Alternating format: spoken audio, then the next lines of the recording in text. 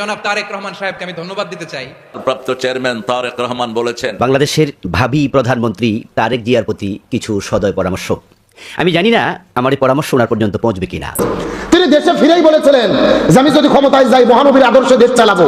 সুতরাং তারেক রহমানের প্রতি আমাদের দাবি থাকবে, আপনি বগুড়ার ছেলে, আপনি প্রধানমন্ত্রী হয়েছেন, দেশ চালান। তবে আপনি যেহেতু ঘোষণা দিয়েছেন মহানবীর আদর্শে আমি দেশ চালাবো, ক্ষমতায় গেলে আপনার কথা মতো আপনার দায়িত্ব ওই মহানবীর আদর্শ যেন জমিনে বাস্তবায়ন হয়, এই দায়িত্ব আপনার নেওয়া দরকার। আসসালামু আলাইকুম রহমতুল্লাহ। আমাদের দেশের বর্তমান সরকার তারেক রহমানকে নিয়ে হানাফি পাঁচজন আলেম কিছু মন্তব্য করেছে বা কেউ কিছু উপদেশ দিয়েছে। চলুন আলেমরা তারেক রহমানকে নিয়ে কি প্রশংসা করলেন বা কিছু উপদেশ দিলেন, আমরা সেগুলো শুনবো আজকে। যমুনায় দেখেছি জনাব তারেক রহমান আমাদের দেশের প্রধানমন্ত্রী, উনি যেখানে বসেছেন, উনি ওনার চেয়ারে বসার পরে ওনার মাথার উপরে দেখলাম কোনো ছবি ঝোলানো নাই, সেখানে লেখা আছে লা ইলাহা ইল্লাল্লাহু মুহাম্মাদুর রাসূলুল্লাহ সাল্লাল্লাহু আলাইহি ওয়াসাল্লাম। কালেমা ঝুলানো আছে তার মাথার উপরে, নেতারও ছবি নাই, নেত্রীরও ছবি নাই। আলহামদুলিল্লাহ, ছবির যে মাথার উপরে ছবি টাঙানোর যে সিস্টেমটা ছিল, আলহামদুলিল্লাহ সেটা বিদায় হয়েছে 2026 সালের এই নতুন সরকারের মাধ্যমে। এই জন্য জনাব তারেক রহমানকে আমরা ধন্যবাদ জানাই যে তার মাথার উপরে শোভা পাচ্ছে কালেমা। একজন মুসলিম তার তো এই ধরনেরই কাজ করা দরকার, যেটা মানুষ প্রশংসা করবে, যেটার জন্য মানুষ দোয়া করবে। মাথার উপরে ছবি ঝোলানো থাকতো বিভিন্ন নেতা নেত্রীদের। আলহামদুলিল্লাহ এই দৃশ্য আমরা দেখতে পাচ্ছি না। তিনি যেখানে বসেছেন যমুনায়, সেখানে তার মাথার উপরে, যেখানে প্রধানমন্ত্রী বসতেছেন, আলহামদুলিল্লাহ যেখানে বসে তিনি বিভিন্ন প্রোগ্রাম করতেছেন, মিটিং করতেছেন, এমপি মন্ত্রীদের সাথে কথা বলতেছেন, সেখানে তার মাথার উপরে ঝুলানো আছে কালেমা। এই দৃশ্য দেখে আমরা তাকে ধন্যবাদ জানাই এবং আলহামদুলিল্লাহ এরকম পরিবর্তনই আসুক, এটা আমরা চাই। আগের প্রধানমন্ত্রীর মাথার উপরে ছবি ঝোলানো থাকতো, আর এখনকার প্রধানমন্ত্রী যিনি হয়েছেন তার মাথার উপরে ঝোলানো আছে কালিমা লা ইলাহা ইল্লাল্লাহু মুহাম্মাদুর রাসূলুল্লাহ সাল্লাল্লাহু আলাইহি ওয়াসাল্লাম। আমরা এই দৃশ্য দেখে খুশি হয়েছি।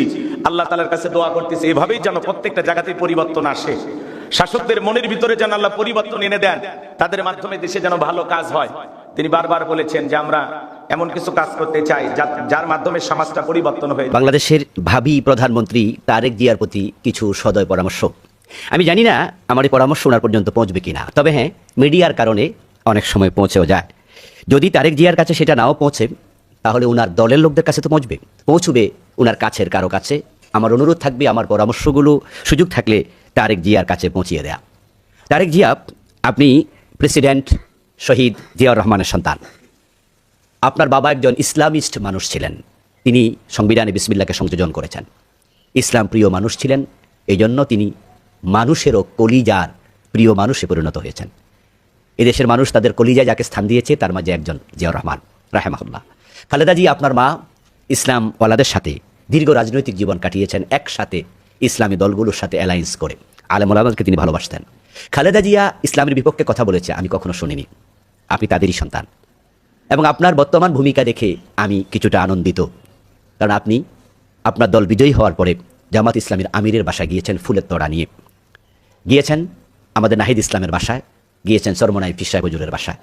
এগুলো বাংলাদেশের রাজনীতিতে গুণগত পরিবর্তন, এই জন্য আপনাকে ধন্যবাদ। আমার পরামর্শ হচ্ছে আপনি এই দেশটাকে ঢেলে সাজাবেন। আপনি একটি বক্তৃতায় বলেছেন আই হ্যাভ এ প্ল্যান। আমরা আপনার সেই প্ল্যানটি দেখতে চাই, নিশ্চয় সেটা কল্যাণকর। আপনি দীর্ঘ 17 বছরের মতো আপনি ইউকেতে ছিলেন, এটা সভ্য রাষ্ট্র এবং তামাম পৃথিবী চালিয়েছে এক সময় এই ইউকে, এই ব্রিটিশরাই। আপনি অনেক কিছু দেখার সুযোগ পেয়েছেন, সেটাকে কাজে লাগিয়ে বাংলাদেশটাকে আপনি ঢেলে সাজাবেন, এটা আমাদের প্রত্যাশা। আওয়ামী লীগ সরকার ফেসিস্ট হয়েছিল, জুলম করেছিল, যার কারণে এক পর্যায়ে তারা লাঞ্ছিত হয়ে দেশ থেকে পালিয়ে গিয়েছে। আপনার কর্মীরা, আপনার দলের লোকেরা যেন ফেসিস্ট হতে না পারে কোথাও, এই বিষয়ে মেহরবানি করে আপনি অত্যন্ত দৃঢ় থাকবেন। ঠিক, এদেশ থেকে দুর্নীতিকে আপনি জিরো টলারেন্সে গিয়ে তাড়িয়ে দেবেন। আপনার কিছুর অভাব নেই, আল্লাহ সর্বশেষ আপনাকে দিলেন বাংলাদেশের প্রধানমন্ত্রিত্বের মতো বড় জায়গা, আর কি চাই আপনার? ডানে বামে যারা আছে কিছু সুবিধাভোগী লোক, তারা সুবিধা নেওয়ার জন্য অতি বেশি তেলবাজি করে আপনাকে বিপদগামী করতে পারে, তাদেরকে সাইড দেবেন না। মানুষের কান কথা কম শুনে বাস্তবতার নিরিখে সিদ্ধান্ত নেবেন এবং অর্থনৈতিক বিষয়ে সতর্ক থাকবেন।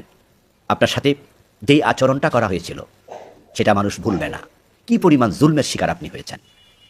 আমরা আশা করব ভবিষ্যতের বিষয়ে আপনি অনেক বেশি সতর্ক থাকবেন। প্রাপ্ত চেয়ারম্যান তারেক রহমান বলেছেন, 50 লক্ষ লোকের কর্মসংস্থান তিনি করবেন ইনশাআল্লাহ। আরো অনেক পরিকল্পনা তাদের আছে। আমরা চাই বিএনপি পার্লামেন্টে থাকুক, বিএনপি মন্ত্রিত্ব দিয়ে সব সারা দেশ গঠন করুক, কিন্তু একটাই দাবি, বিসমিল্লাহ দিয়ে কোরআন কায়েম করবে। কোরআনের সব সূরার আগে কি আছে? বিসমিল্লাহ। বাস বিসমিল্লাহ দিয়ে এটা করে ফেললেই হয়। বিসমিল্লাহ দিয়ে পার্লামেন্ট চলবে, রাজি আছেন তো? কোরআন দিয়ে যারা কথা বলে এরা খারাপ থাকতে পারে না। এই বাংলাদেশের সংবিধানে প্রথম কোরআন ঢুকিয়েছেন একজন মানুষ, কি নাম? কি নাম? জিয়াউর রহমান। সংবিধানে প্রথম ঢুকালেন বিসমিল্লাহির রহমানির রহিম। প্রথম জাতিকে ইমানের প্রতি ডাকলেন, আল্লাহর উপর অবিচল আস্থা ও বিশ্বাস। বহুদলীয় রাজনীতি বাংলাদেশে তিনি প্রণয়ন করে গেলেন, তা না হলে আওয়ামী লীগও দেশে আসতে পারত না। এরা তো সবচেয়ে বড় গাদ্দার, যে প্লেটে খায় ওই প্লেটে পায়খানা করে। সর্বদলীয় গণতন্ত্রকে জিয়াউর রহমানই মাঠে এনেছেন। সব দল, যত দল ছিল, জামাত বলেন, আওয়ামী লীগ বলেন, যা আছে সবাই মাঠে এসেছে জিয়াউর রহমানের কারণে। আল্লাহ যেন তাকে মাফ করে দেন। তার প্রিয়তম সহধর্মিণী, যিনি আলেমদের জন্য ছায়াস্বরূপ ছিলেন এবং আল্লামা সাইদিকে ধর্ম মন্ত্রণালয়ের চেয়ারম্যান বানিয়েছিলেন, তিনি সবচেয়ে বেশি কেঁদেছেন সাইদির মৃত্যুতে এই বেগম খালেদা জিয়া। জনাব তারেক রহমান সাহেবকে আমি ধন্যবাদ দিতে চাই। উনি সংবাদ শোনা মাত্রই ওনার দলের অনেক চাঁদাবাজকে উনি বহিষ্কার করেছেন। I do appreciate. প্রতিটি দলের এরকম ইনিশিয়েটিভ নেওয়ার দরকার আছে না নাই?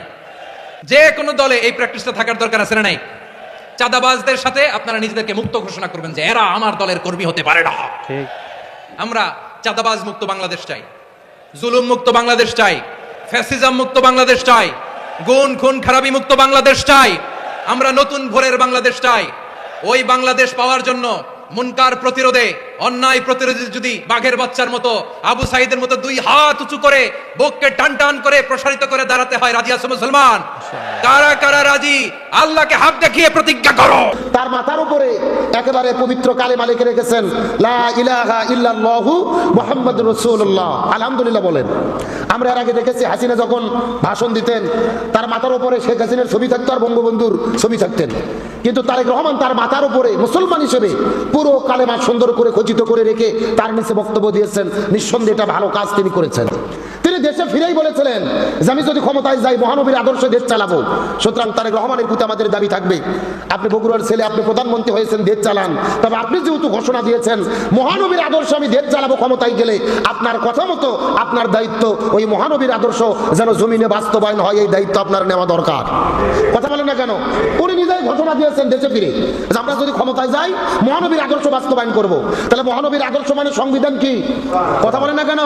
রাসূল মদিনায় রাষ্ট্র গঠন করেছেন, কোরআন ছিল সংবিধান, আর রাসূলের আদর্শ দিয়ে রাসূল মদিনা নামক রাষ্ট্র গঠন করলেন। সুতরাং আপনি যদি মহানবীর আদর্শ বাস্তবায়ন করতে চান, কোরআন সুন্নাহর আদর্শ এই জমিনে বাস্তবায়ন করতে হবে। আর আপনার প্রতি 2 নম্বর দাবি, আপনার বাবা ছিলেন শহীদ প্রেসিডেন্ট জিয়াউর রহমান, মা ছিলেন বেগম খালেদা জিয়া। আপনার মতো সৌভাগ্যবান বাংলাদেশ আর কেউ নাই, যার বাবাও প্রেসিডেন্ট, মাও প্রেসিডেন্ট, কিন্তু বাবা মার আদর্শে আপনাকে উজ্জীবিত থাকতে হবে। আমরা দেখেছি শহীদ প্রেসিডেন্ট জিয়াউর রহমান জীবন দিয়ে শহীদ হয়েছেন, কিন্তু ভারতের কাছে মাথা নত করে। আবার খালেদা জিয়া জেলে বন্দী হয়েছে, কষ্ট ভোগ করেছে, আপসহীন দেশনেত্রী, কিন্তু ভারতের কাছে মাথা নত করেনি। সুতরাং আপনি খালেদা জিয়ার ছেলে হিসেবে, শহীদ প্রেসিডেন্ট জিয়াউর রহমানের সন্তান হিসেবে আপনাকেও ঘোষণা করতে হবে আমরা মাথা উঁচু করে দাঁড়াবো, ভারতের কাছে মাথা নত করব না। কথা বলেন না কেন? এই যে 2400 ছাত্র জীবন দিয়ে দেশ স্বাধীন করলেন, জুলাই অভ্যুত্থান করলেন, যেই ভারত বাংলাদেশে ফ্যাসিস্ট টিকিয়ে রেখেছিল, হাসিনাকে টিকিয়ে রেখেছিল, ওই ভারতের আধিপত্য বাংলাদেশে আবারও প্রতিষ্ঠিত হোক, এটাকে আমরা চাই। শহীদ শরীফ ওসমান হাদি দিলেন, জীবন দিলেন, শহীদ হলেন ভারতের বিরুদ্ধে কথা বলার কারণে। আবার ওই ভারতের দালালি যারা করবে, ওই সমস্ত দালালদেরকে আমরা দেখতে চাই না। কথা বলেন ঠিক কিনা? তো আলহামদুলিল্লাহ আলেমদের বক্তব্য আমরা শুনলাম। দেখেন তারেক রহমানের, আমি সেই ছবিটা দেখেছি ফেসবুকে, তিনি যখন বক্তব্য দিচ্ছেন তার মাথার উপরে ছিল লা ইলাহা ইল্লাল্লাহ মুহাম্মাদুর রাসূলুল্লাহ।